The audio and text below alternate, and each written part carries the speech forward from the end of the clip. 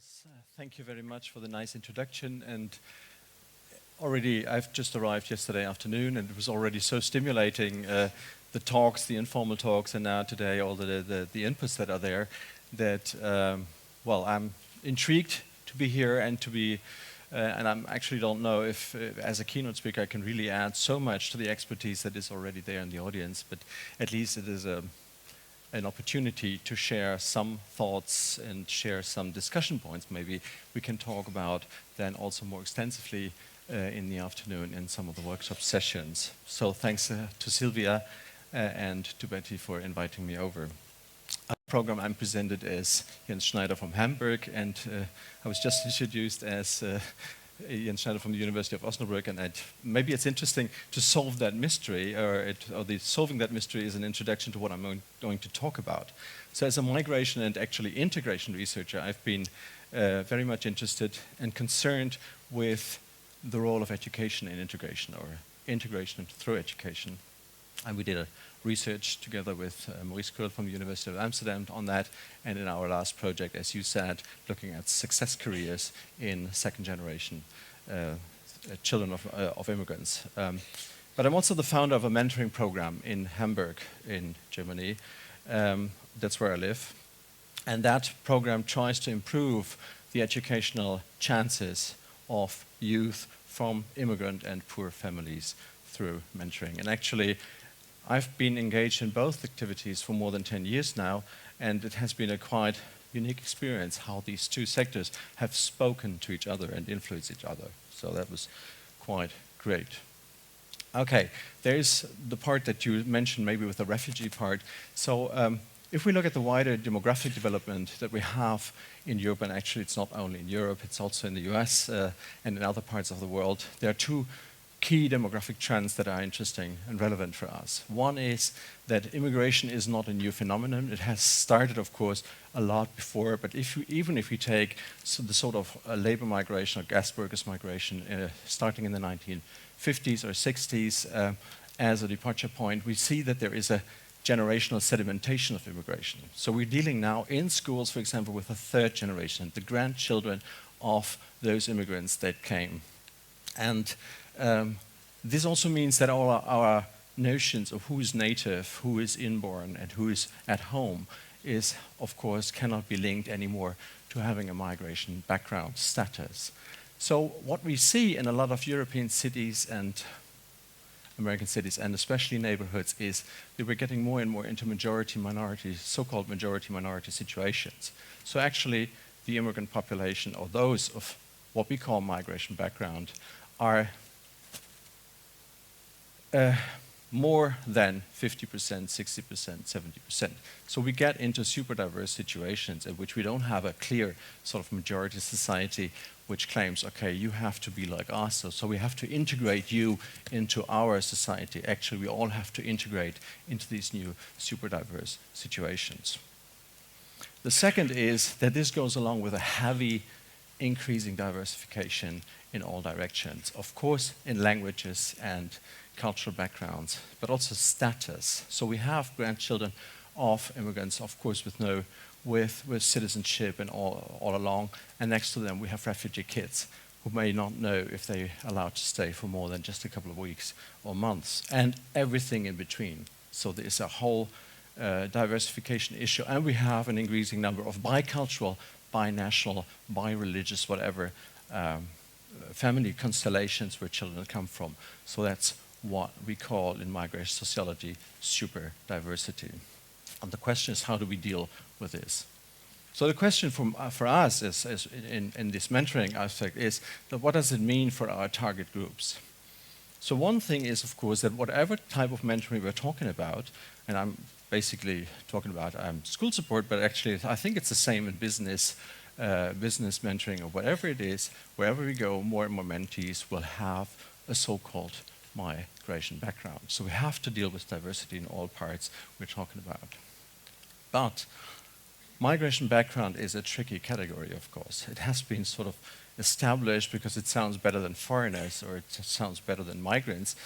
I mean, a child of a migrant is not a migrant. So we started talking about migration background, but it's tricky because we have to make, it's so broad, the category, that it doesn't really tell us something significant. So we have to distinguish between, as I already said, grandchildren of former guest workers and recently arrived immigrant children for whatever background they have. Many of the currently arriving immigrant groups have well-educated parents. We are so used to children of guest workers that are low educated that we don't perceive, or not in a sufficient manner perceive, that many of those families coming from Syria, from Afghanistan or whatever are well educated. So they have already not only indirectly but also directly a different attitude to education. And they can support their children in a different manner even though they don't speak Dutch or German and English, and we are not able to communicate with them about their educational attitudes. We also see, I already mentioned that, an increasing number of different parental or mixed parental backgrounds, so which also not necessarily involve a native descent in there. So we might not be readily perceiving that there is a couple of languages involved which is not Dutch and not German or English.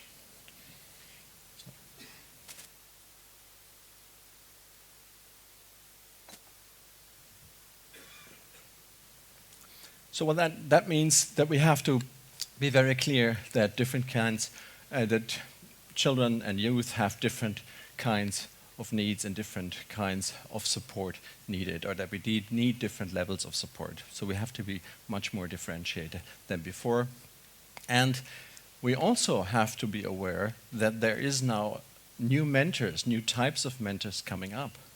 And why I'm mentioning that, I call them non-classic potential mentors because, I think that's the next slide, because I think mentoring so far has been mainly a middle class and monocultural phenomenon, especially if we talk about, let's say, who organizes mentor projects, who runs them, who funds them, who are the project coordinators.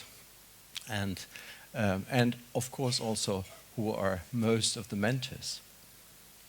Now the question is, and this is probably drawing on the theory-driven part of what Jean Rhodes said earlier, are we really consciously aware of what is the construction principle of the mentoring that we are implementing, that we want to do? It makes a big difference, of course, if we start an orientation program, for example. And I have practical examples in my mind for all these sort of fallacies. If we organize an orientation program to find a better place in society, and you direct that to second generation children or to a third generation, you would get into trouble. Because then these families say, sorry, I was born here, you don't have to tell me how to orient in this society. But of course it makes sense if we talk about refugee families. But then probably we should not only talk about their children, but also as the family as a whole, because the families as a whole need people who orient them and guide them into society. Second, language learning. It's a big issue now to support language learning. L2 means, so it's the language that we speak mostly, either in Dutch in the Netherlands or German in Germany, or English in the US or in the UK. So it makes, of course, a difference if children learn German or Dutch or English as a second language. So they grow up here, but with a different home language, and then they maybe start getting exposed to educational German, educational Dutch, only when they enter an educational institution, but they're already quite aware of street German and street Dutch.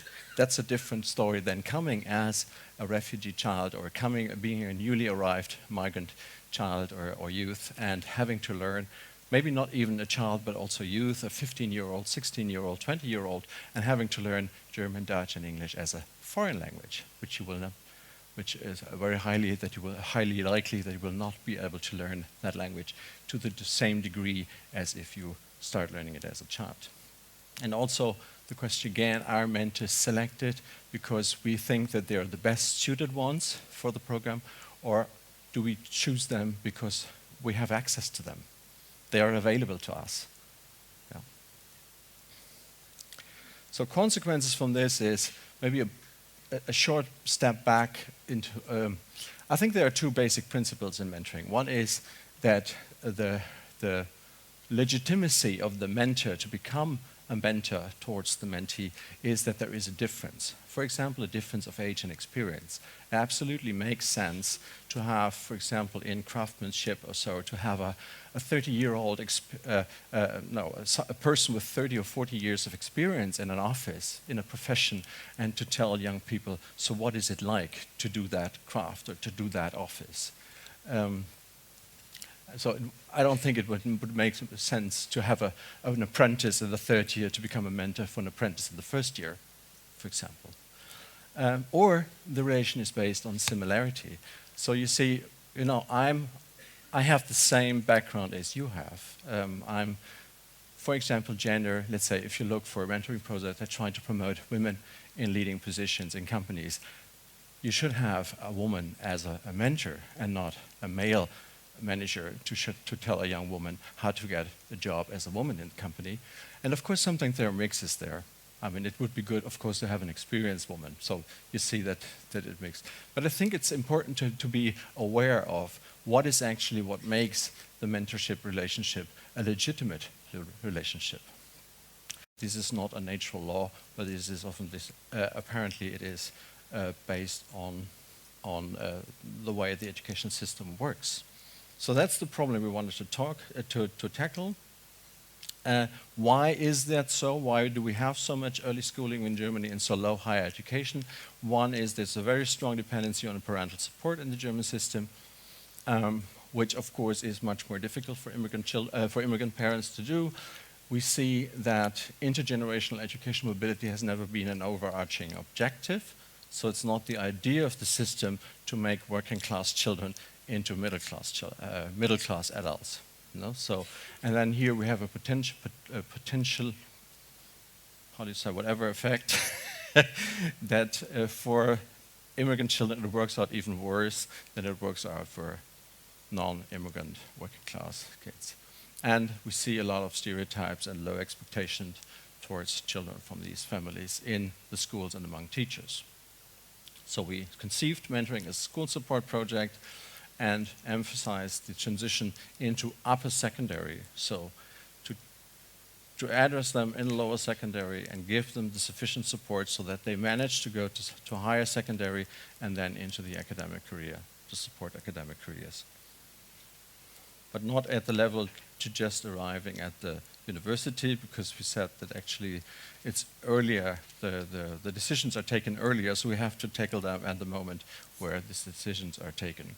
And then looking for legitimate role models. So if I go now with what a lot of mentor projects in Hamburg are doing, so you have, I don't know, people in their mid-50s who start talking with kids, let's say, how can we support you? It's different, of course, than if you have young people who have been through the same experience, actually, with regard to these 3 points that are mentioned there. So what we decided, we took a couple of decisions there, and quite rigid decisions.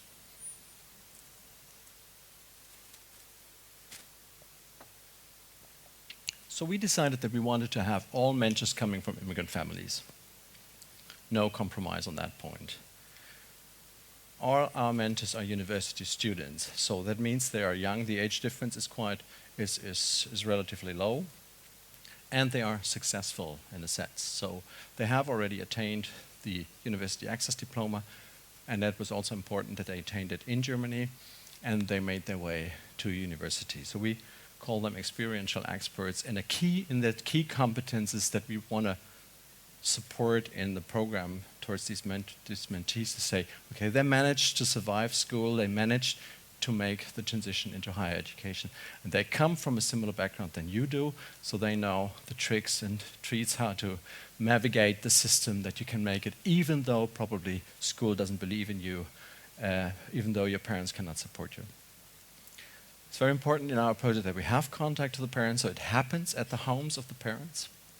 And it's also very interesting to see the effect with the parents that our mentors come from immigrant families. So there's a different way, of course, of cultural intimacy. There's this term by Michael Hertzfeld that if you have a Turkish or Kurdish family and there is a young Turkish woman coming, for them it's like the niece is coming. So there's no awkwardness there because they know how to behave, they know how to treat them, which would be different, of course, with a middle-class student of a white German background, and vice versa, of course.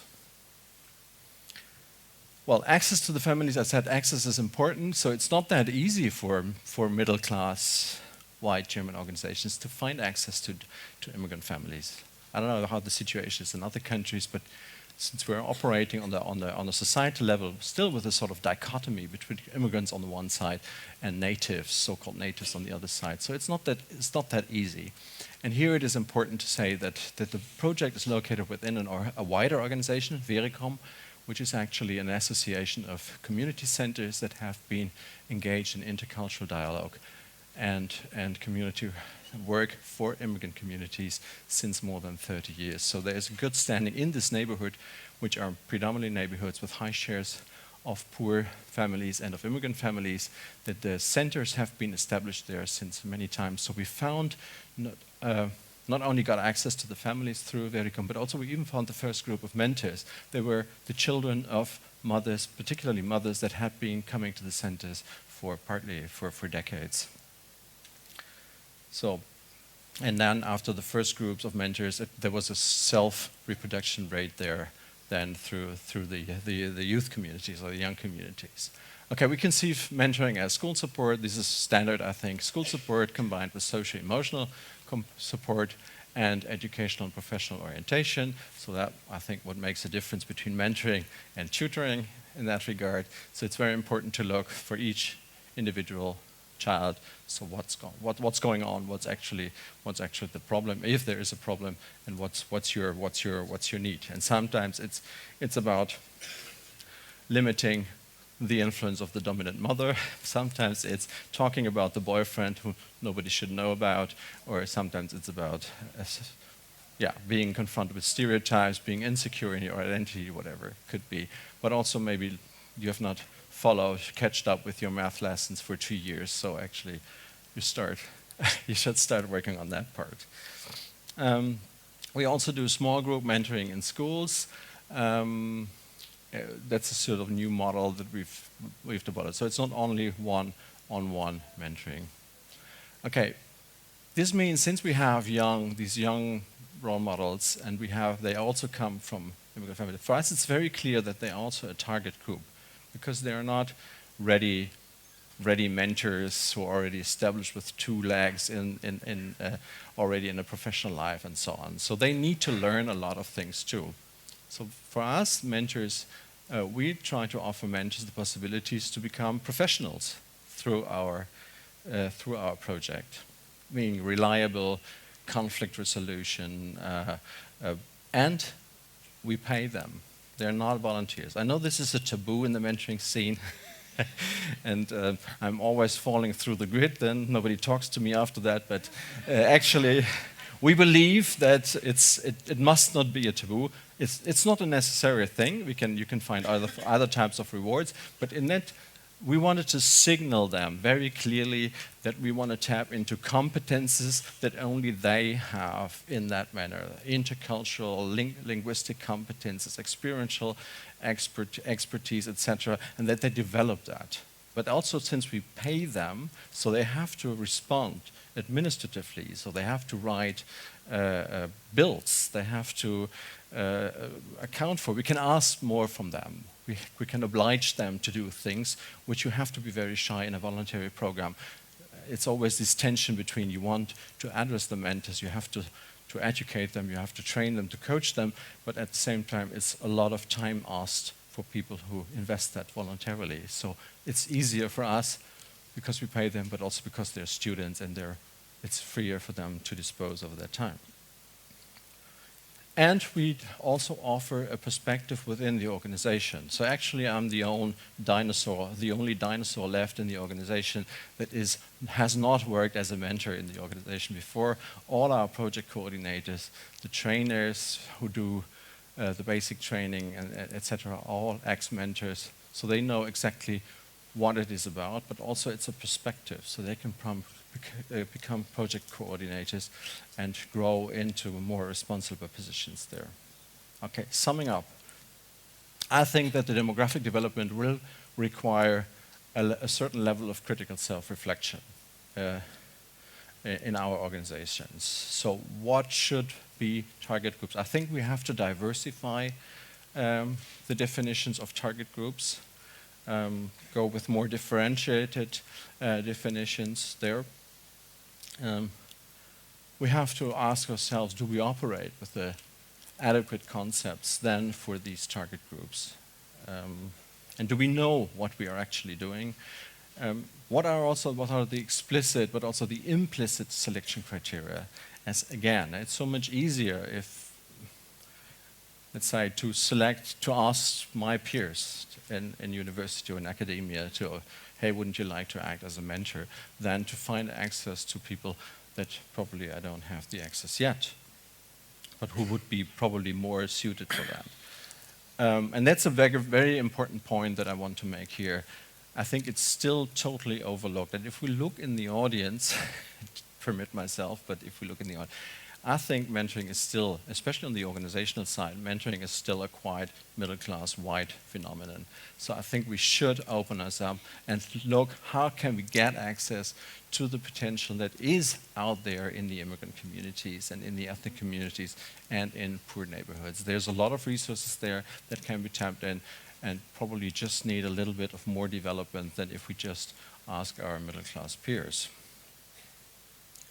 Scaling up is a very good point. I think we always, it's so nice to do a mentor project with 50 couples or one-on-one couples and to address a certain neighborhood, etc. But if we want to take it serious, that mentoring is a powerful tool for social change, we cannot stand still at that.